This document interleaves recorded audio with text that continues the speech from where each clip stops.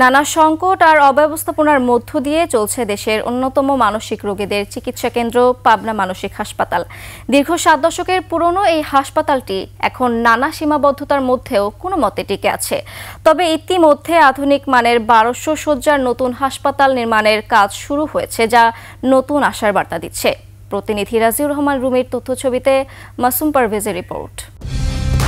Colour expert, জর্জ স্যাপ এবং মাইল্ড অন হ্যান্ডস টেকনোলজি সমৃদ্ধ অরিক্স ক্রিস্টাল ওয়াশ আপনার লন্ড্রি এক্সপার্ট। দেশের অন্যতম মানসিক রোগীদের চিকিৎসা সেবা কেন্দ্র পাবনা মানসিক হাসপাতাল। বিশেষায়িত এই হাসপাতালে সাপ্তাহিক ছুটি ছাড়াও প্রতিদিন দেশের বিভিন্ন প্রান্ত থেকে রোগীরা আসেন চিকিৎসা নিতে। তবে রোগীরা বলছেন, হাসপাতালের অব্যবস্থাপনায় সেবা নিয়ে তারা হতাশ। ওরা দুই চোখ দিয়ে দেখতে পারে, বলতে পারে না, হাসতে পারে, বোবা লোকে গাইতে পারে না। রুটি দেয়, একদিন সবজি আর ডিম দেয়, এটা ঠিক আছে, কিন্তু দুপুরের খাবারটা অনেক কিছু খাইতে পারে না। 1957 সালের পাবনা সদর উপজেলার হেমায়েতপুরের 113 একর জমির উপর প্রতিষ্ঠিত হয় এই হাসপাতালটি। প্রথমে 100 শয্যা দিয়ে যাত্রা শুরু হলেও বর্তমানে রয়েছে 500 শয্যা। সময়ের সাথে মানসিক রোগীর সংখ্যা বেড়েছে কয়েক গুণ। তবে সে অনুপাতে বাড়েনি অবকাঠামো, নেই চিকিৎসক, অন্যান্য কর্মী।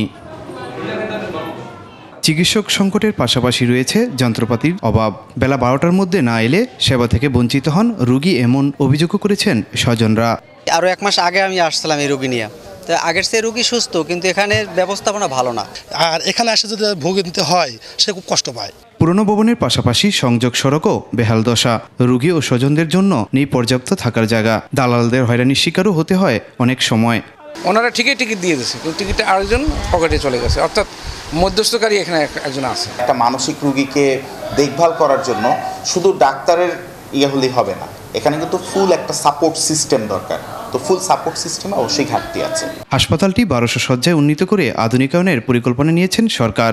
এখানে 1200 শয্যা বিশিষ্ট আন্তর্জাতিক মানের এই মানসিক হাসপাতাল হচ্ছে। খুব শীঘ্রই এটা চালু কাজ শুরু হবে আর কি। এই প্রজেক্টটা এখনও আমাদের একনেক কমিটিতে আছে। রোগী ও স্বজনদের প্রত্যাশা, বিশেষায়িত এই হাসপাতালের সেবার মান বাড়াতে দরকার সরকারের বিশেষ উদ্যোগ। মাসুম পারভেজ, 21 টেলিভিশন।